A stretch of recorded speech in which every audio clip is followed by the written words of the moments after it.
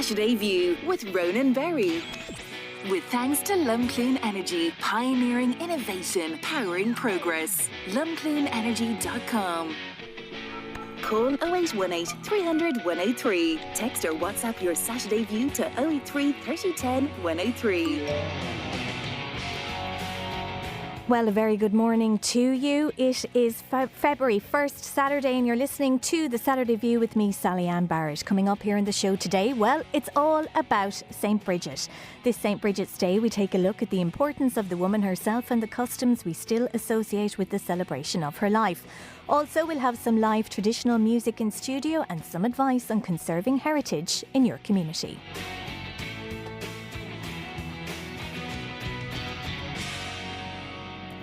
Well, a very good morning to you, and I hope you are all in better form than maybe some of us were last weekend as we suffered the effects of Storm Éowyn. Indeed, if you do have any news on that, or if you are still suffering the after effects, do please let us know. There's a number of ways you can get in contact with us on the programme this morning. You can phone us on 0818 300 103, text or WhatsApp us on 083 30 10 103, or indeed you can send us a message on the Midlands 103 smartphone app or on our website, midlands103.com. Now, a very busy show we have lined up for you today. I'm delighted we'll have some live traditional music in studio for you this morning. Really looking forward to that just after 20 past 10, so do not go anywhere. You do not want to miss that. But first, well, February 1st, it's the first day of spring and a day to remember a hugely important woman in Irish history and culture. Today across the Midlands, we celebrate the feast day of Saint Brigid. But who was she and why is her story still relevant to us today?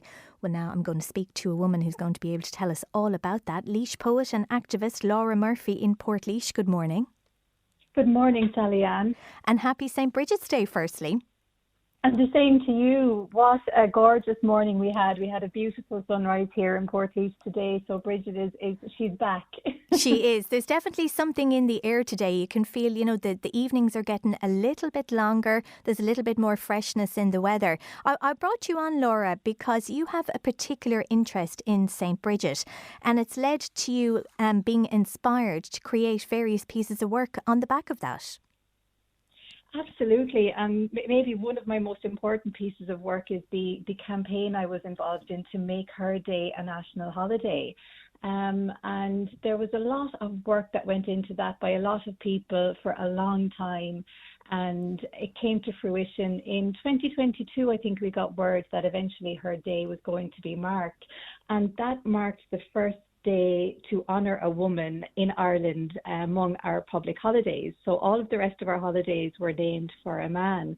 And Brigid, as we all know now at this stage, Brigid is actually a patron saint of Ireland, along with Patrick and Columkill.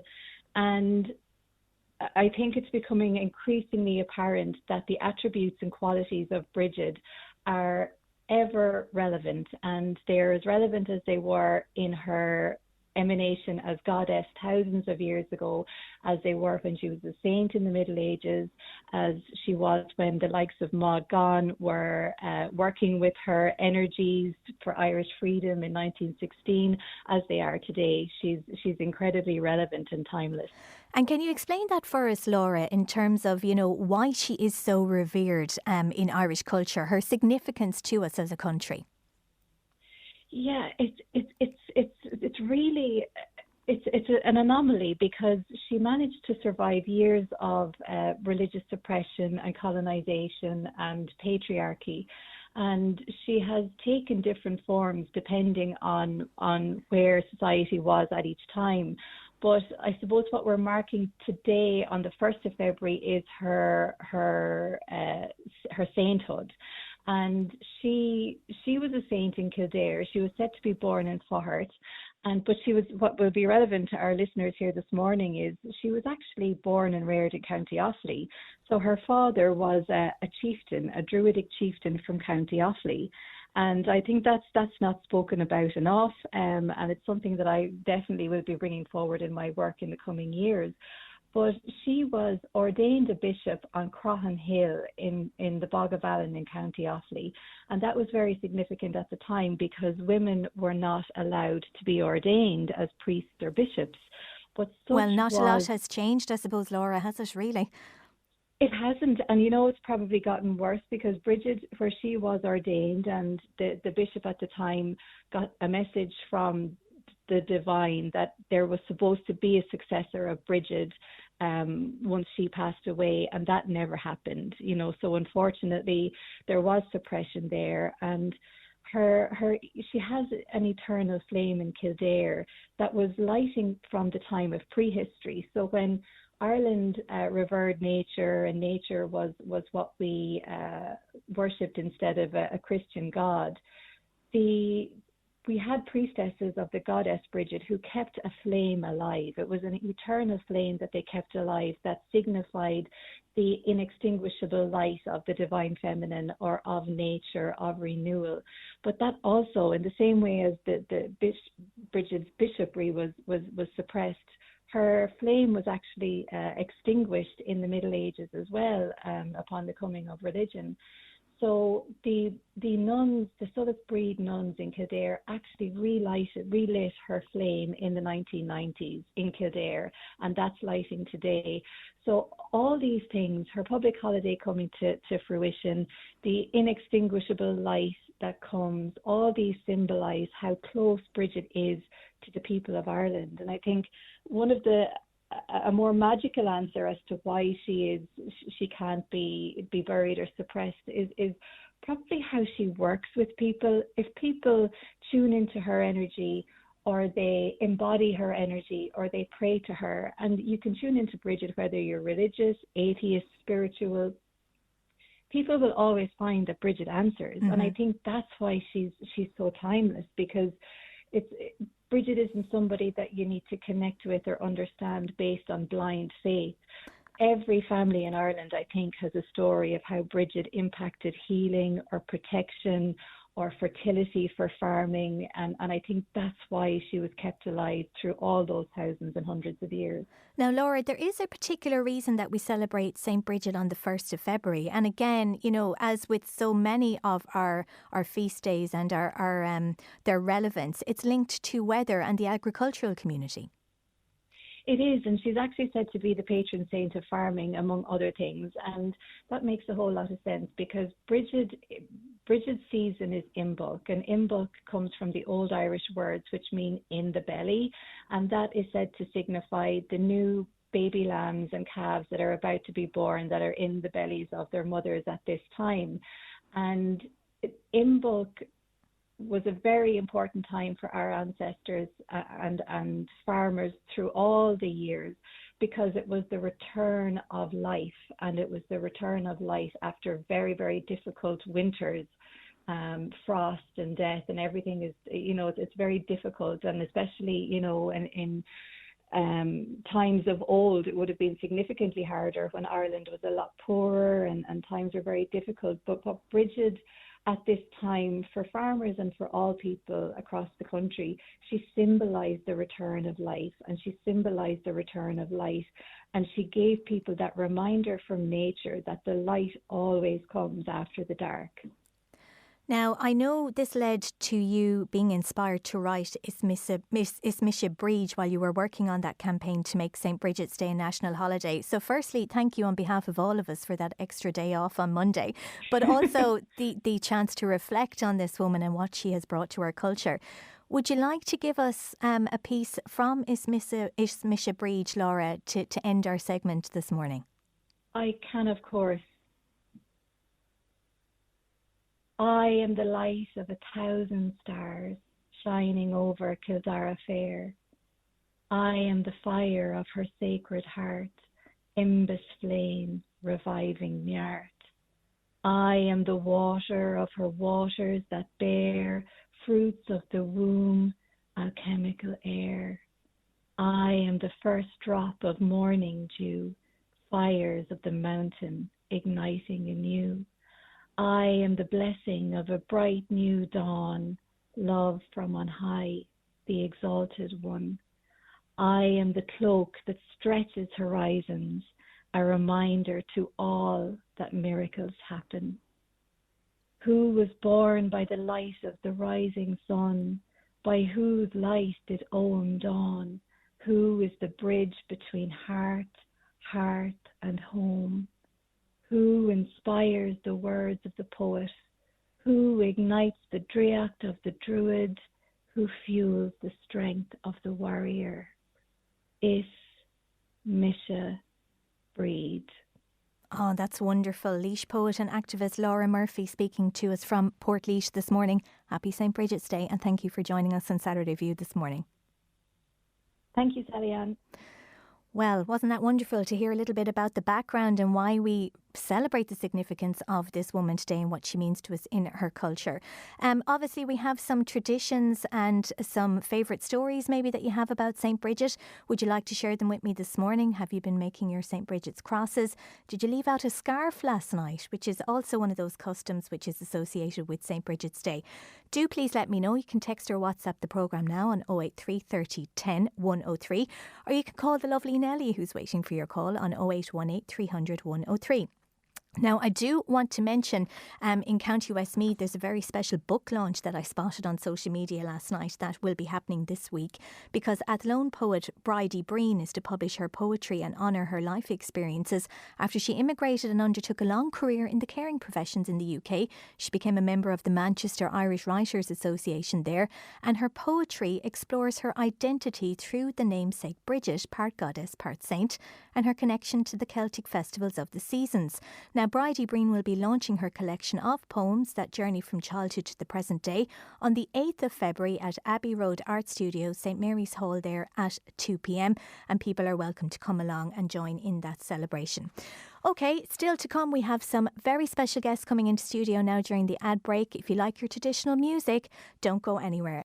Saturday View, with thanks to Lumcloon Energy, pioneering innovation, powering progress. lumcloonenergy.com. Well, you're very welcome back to Saturday View here on Midlands 103. The time now, it is 10:26. If you want to get in contact with the programme, do please do so. Text or WhatsApp us now on 083 30 10 103.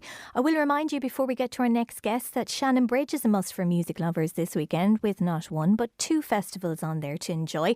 Artists include the Whistling Donkeys, Tumbling Paddies, Michael English, Oasis Tributes, Rebel Hearts and many, many more.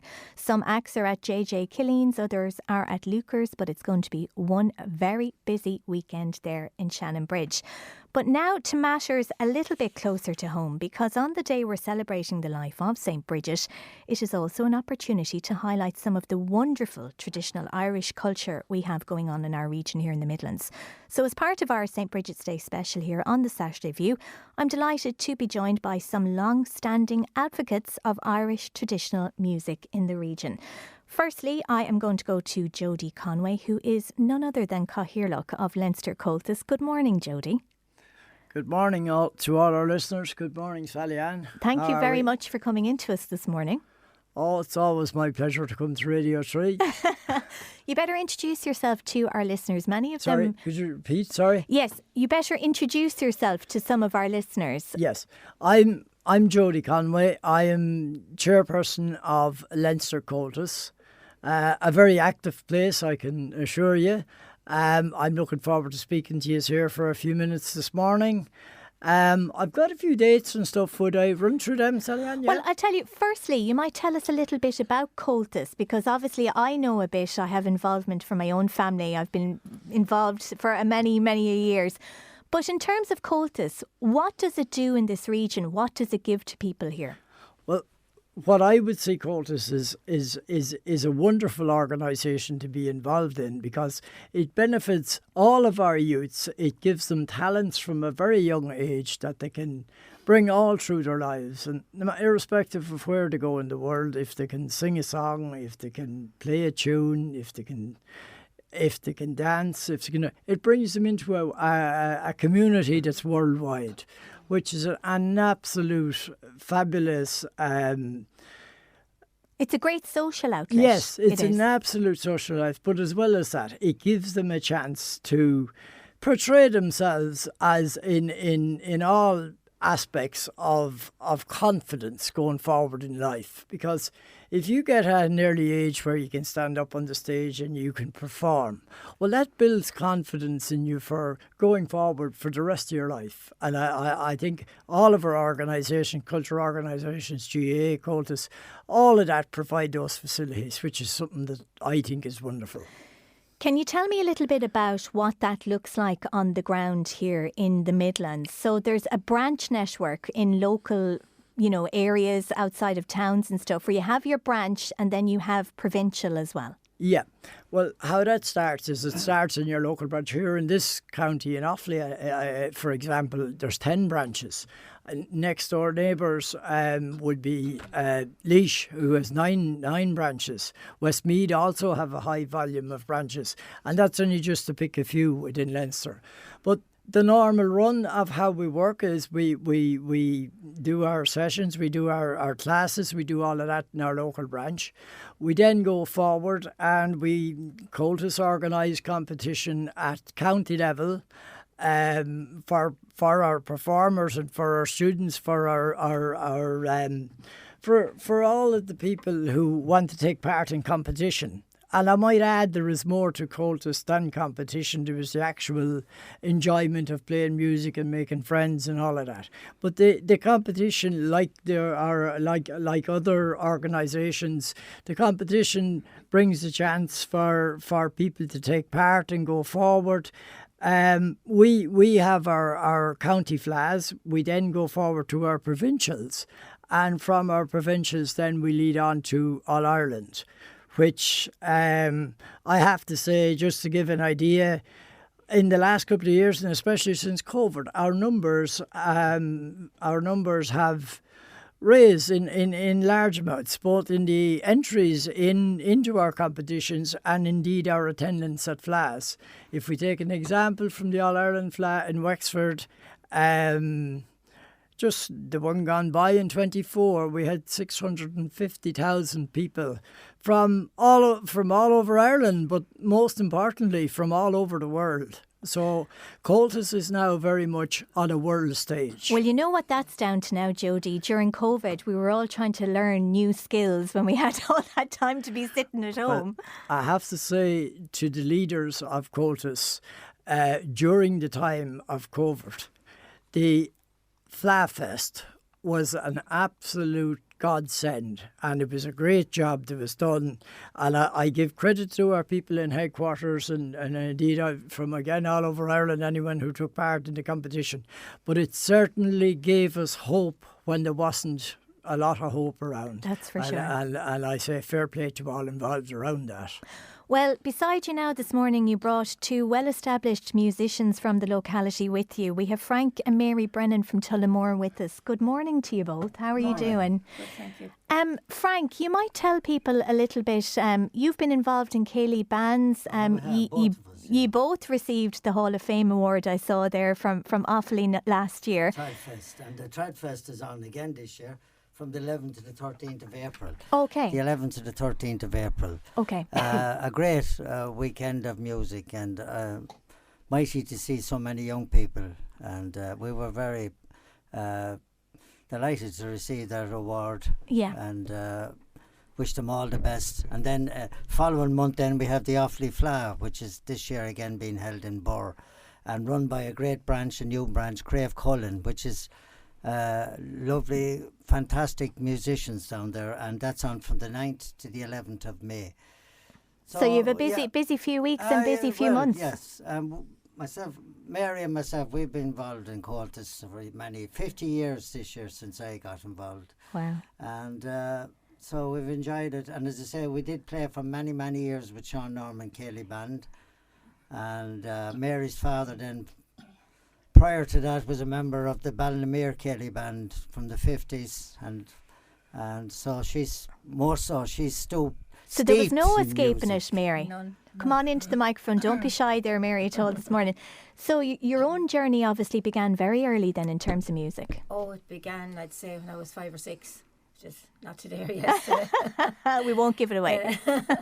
Okay. Yeah. Well, I mean, what does it mean to you in terms of the social connections you've found through music? Oh, we've met the nicest people and we've made some great friends. Music does that, as Jodie said. It just opens up a lot of avenues for and obviously confidence that I've seen with young people. It does give them great confidence. It's just been wonderful. Will we give people a flavour maybe of the talent that we have in the studio this morning? I believe you've a few tunes prepped, have you? Okay, sure, we'll play a few. There's two jigs there, McHugh's and the Killavel, so we'll play. Lovely, in your own time.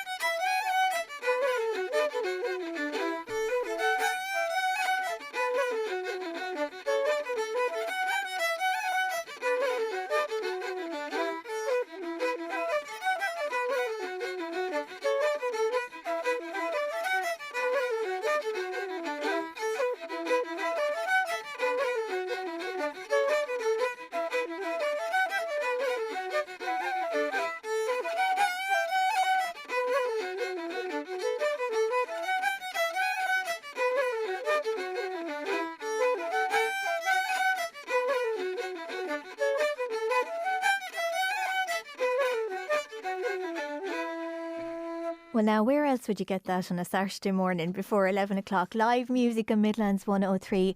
Mary Brennan there on flute and Frank Brennan there on fiddle. Thank you so much. Jodie, I mean, when you hear that, it's kind of inspiring. In terms of your involvement in Leinster, we know that you had so many successful years in terms of the All-Ireland coming to this region. It was in Wexford last year. Any plans to bring it back to our region? Well, we can't take them all. We've had the last 6 All-Irelands in the province of Leinster, which to me is a testament in itself to the quality of people we have in Leinster Comhaltas.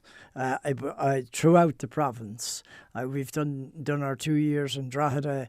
We then had 2 terrible years with COVID when we had to suspend our national flags and practically all of our activities.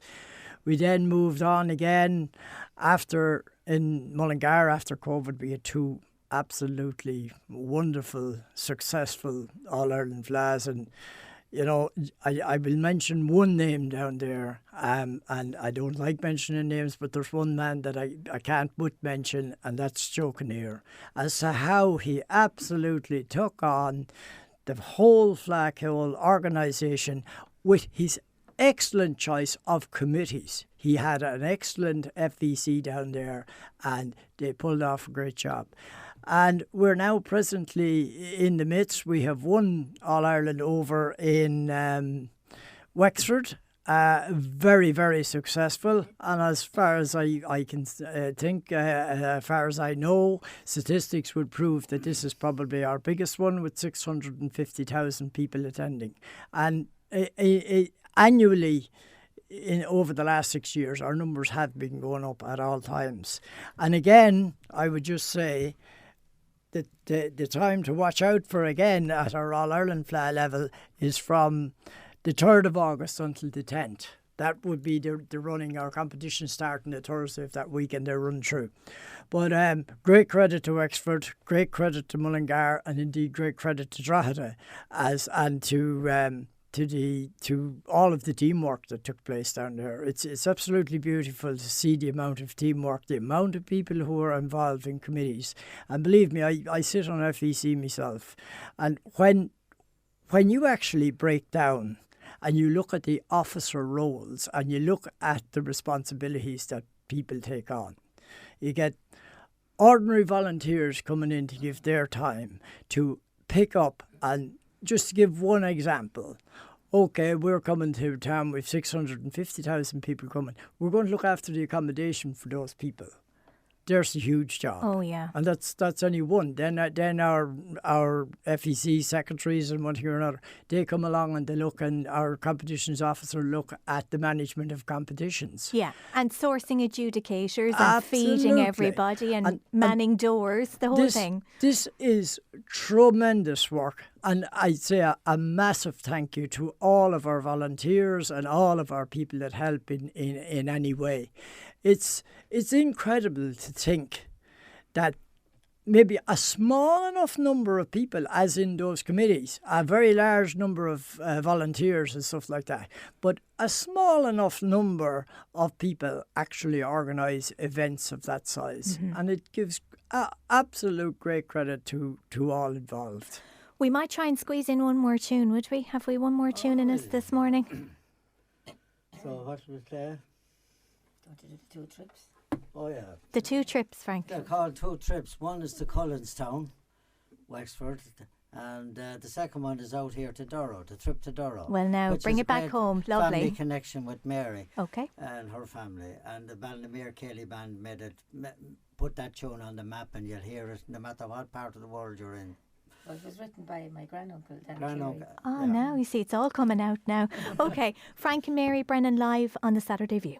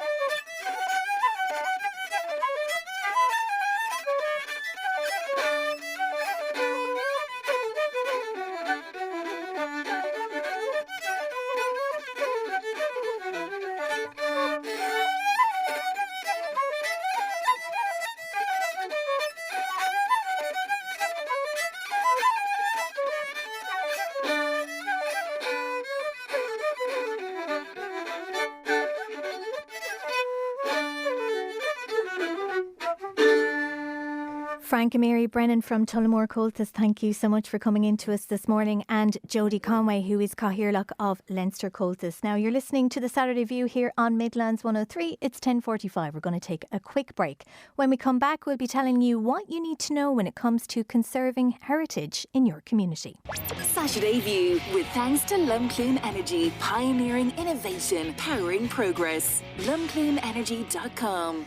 Hi, you're welcome back to the Saturday View here on Midlands 103 with me, Sally Ann Barrett. We're with you all the way up until 11 o'clock this morning. If you have any comments to make, do let us know. You can call us on 0818 300 103, or you can text or WhatsApp us on the programme on 083 30 10 103. That's powered by the home of Offaly's top-selling car brand, Lamb Brothers Toyota, Arden Road in Tullamore. Now, it is Saint Brigid's Day, and we're doing a special Saint Brigid's Day programme here on Saturday View this morning for you. We hope you're enjoying it. Some texts and WhatsApp into us already. This listener wants to know, is it true that if you leave a cloth out the night before St. Brigid's Day, the cloth will be blessed with healing? That comes in from Joe. As far as I understand, that is a folklore tradition, Joe. If anybody has any more information on that, is that something that you do in your own home? Have you done it down in your own family down through the years? Do please let us know. Also, another caller has been speaking to our lovely Nellie here, and Mary Gillen Tyrrell's Pass said she got married on St. Brigid's Day 58 years ago. She had a great life, and she said it was thanks to St. Bridget. Well, I'm really glad to hear that, Mary. If you have any other of your own stories or association with St. Bridget, do please let us know. As I said, you can text or WhatsApp us directly, 083 30 10 103. Well, now, as we focus on culture and heritage on this very special St. Brigid themed Saturday View, do you know how to preserve the heritage that exists in your very own local community? Well, if not, we're about to hear from somebody who has some advice on how you can do so. Thomas Carolan is Heritage Officer with Laois County Council, and he joins us on Saturday View this morning. Good morning, Thomas. Good morning, Sally Ann. How are you? Very good. Well, happy St. Brigid's Day to you firstly, and thank you so much for joining us on the programme. And to you. So I suppose I thought it was apt really on the day that we speak about St. Brigid, we talk about our culture, our heritage, and maybe, you know, traditions and customs within our community. In terms of your role with Laois County Council, Thomas, I suppose it's your job to help people identify in their own communities what's important in terms of heritage. Yeah, it's a good line. In terms of trying to, the heritage role is sort of the remit is to protect and promote heritage. So we'll say that the heritage assets that are in County Laois. But in terms of identifying or letting people know what's on their doorstep, it's more to flip it on its head. People are sort of very much aware what the heritage in their area is. So my job is really to help them pursue projects that are associated with that. And I think even the couple of messages that you mentioned there about callers in relation to St. Brigid, St. Brigid's Day and associated traditions and folklore really embody Irish heritage in terms of, if you think of what those callers are mentioning about putting out plots, or even if we think of St. Brigid's wells around the country, or we think about St. Brigid's crosses, all of those traditions that are inherited, that is heritage. And the reason I'm mentioning that is because the word heritage is one of those words, like culture, that people find it very hard to pin down what it is. And they might not necessarily think that it's something that is associated with them. But I'm a firm believer that if you dig deep enough, everyone has some interest in their heritage. Mm-hmm. You know, it could be their natural heritage in terms of the particular characteristics of the countryside around them, or we'll call it a sense of place, or a love for craft or industrial heritage. You know what I mean? So it's open to a lot more. In a lot of ways, and I'll finish here, Sally Ann, sorry, that if people think heritage, it's not just history. Sometimes people think it's local history organisations, but it is that too. The term heritage is very much, you know, what we've inherited. That's where the word comes from, the origin of the word, from previous generations. And with that comes also an obligation to care for that heritage. And that can manifest itself in many different ways.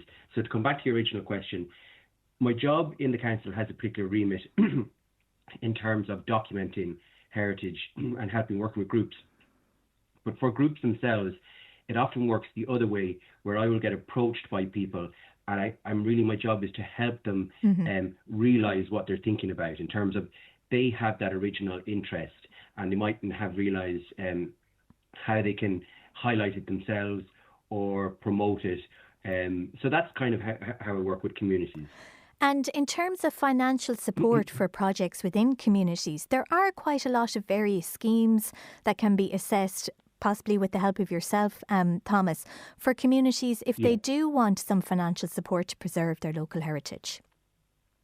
There are. We're in a very lucky period at the moment, Sally Ann, where there is, we say the coffers are open, and it hasn't always been like that over the years. So there are any amount of grant schemes. So I could go through, list them now, for example, but it's much easier to say just to contact me as your local heritage officer, and I can guide or direct people. But just to give an overview of the types, say we talk about a general community group, be it nominally called a heritage group, but it can just be a tiny towns group.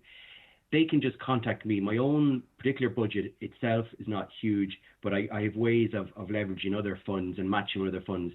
But equally, I can direct groups towards grants that come from, for example, the Heritage Council, and the most well-known one would be the Community Heritage Grant that gives grants up to 25,000, and that is a very broad grant that can cover all types of projects, which is great. And that grant actually requires a letter of support from the heritage officer. So communities are obliged to contact the local heritage officer anyway, but it just helps to contact your local heritage officer, in this case me in Laois, to discuss the project, see if it's eligible, suitable, and go from there. So that's sort of for general projects. But there's a whole range of other grants, some through the Heritage Council and some through departments, government departments that we manage in the Heritage Office in Laois, from everything from protected monuments. So if you're an owner of, for example, even a medieval church or castle on your land, there are grants for conserving those structures. And equally, if you're the owner of a structure that's on the record of protected structures, there are grants for doing works on those buildings. Again, they're administered through Laois Heritage Office, and people just have to contact myself, and I can give them advice on that. So time is starting to come against us, unfortunately, Thomas. I know that there are heritage officers attached to Westmeath County Council, also Offaly, so people can look up the details for them there. But if somebody is listening this morning and they'd like to get in contact with you, maybe to find out more information, what's the best way to do that? I find if people email me at tcarolyn is my second name, tcarolyn@laoisco.ie, and that's the starting point, and we'll begin a discussion about what they're interested in and work from there, Sally Ann. That sounds great. And so a number of those schemes are open. I know one that I became aware of, and I didn't realise it was there at all, was the Community Monuments Fund. And that was used to help even to uplift local graveyards as well. Absolutely. It's an amazing project, really, because, as I said, it can be for local authority-owned properties, but equally, a lot of these graveyards, medieval churches, castles, are owned by private owners. So there are some really important structures that have been protected all over the country and in Laois through this fund, and a lot of money there to protect them. And basically, the starting point for that would be exactly as we've discussed, Sally Ann. If someone is interested in protecting, conserving a structure that they're in ownership of, if they contact the local community or local heritage officer, start from there, I would begin the process of an application. It's technically open still, but it would be too late really this time for this time of year for someone to go through that process. So it would really be for next year. But actually, that's a good way, because sometimes when people ring me too close to a funding deadline, Sally Ann, I often say, look, it's no harm, because really what you want is to have all your ducks in a row about 6 months out. So actually, I know it seems like a long time to say, yes, it's a year to go, but there's a lot of things to get right in terms of putting people in contact with other conservation professionals, architects, engineers that will have to be on board in the project.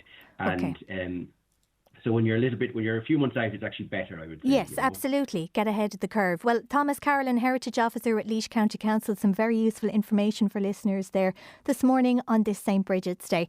We're coming to the end of the programme here on Midlands 103. You can, of course, go onto your local county council website and get the contact details for your own Heritage Officer there if you are interested in pursuing any of those opportunities that are available. You've all been in contact about leaving out the scarf on St. Brigid's Eve and what the best way is to do that. That should have been left out last night, some of our listeners tell us, and that is to ward off, I suppose, it'll be blessed as the saint as she passes, known as the Bratho Breach in Irish folklore. Coming up next here on Midlands 103, it is Feel Good Saturday. I won't be with you next weekend, but I'll be back with you on the 15th of February. Thank you to everybody who got in contact this morning, and Feel Good Saturday is next. Saturday View, with thanks to Lumcloon Energy, pioneering innovation, powering progress. lumcloonenergy.com. Midlands 103.